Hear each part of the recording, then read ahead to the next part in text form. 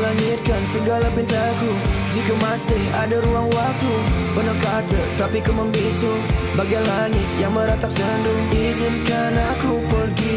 Walau apa yang terjadi, cuma sana kau bersedih. Okey, jom kita tengok sekejap soalan negeri Johor Batu Pahat. Okey, kita baca dulu. Dia kata Raja 15 menunjukkan perbandingan jisim antara atom kuprum dengan atom G. Okay, so dia dah bagi kita kuprum kat sini. 1 kuprum bersamaan dengan 4 atom G. Kenapa cikgu kata bersamaan? Sebab ini kan macam kalau dalam matematik ada neraca yang penimbang tu kan. So 1 kuprum bersamaan dengan 4 atom G lah. So kita tahu yang nombor bawah ni adalah nombor proton kan.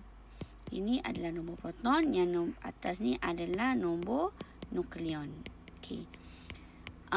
Isi tersuratnya 29 tu adalah nombor proton. Tapi isi tersiratnya nombor proton juga adalah bilangan proton. Kalau atom dia juga sama dengan bilangan elektron. Itu isi tersirat dia. Okey. Kalau 64 ni pula, isi tersurat dia kita tahu dia adalah nombor nukleon.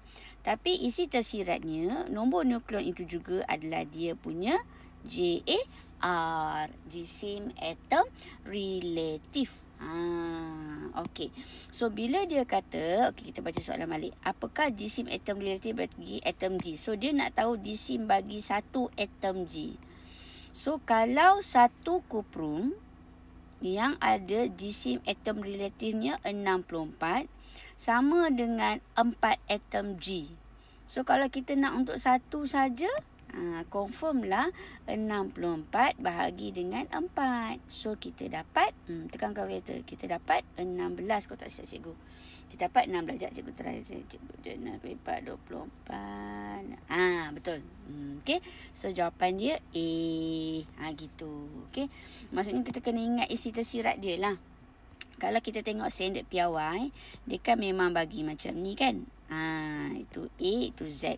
So Z ni confirm nombor proton, tapi isi tersirat dia, nombor proton itu juga adalah bilangan proton. Dan kalau dia adalah elektron, dia adalah atom, bilangan proton sama juga dengan bilangan elektron. That's why bila kita buat susunan elektron, kita akan ikut nombor proton.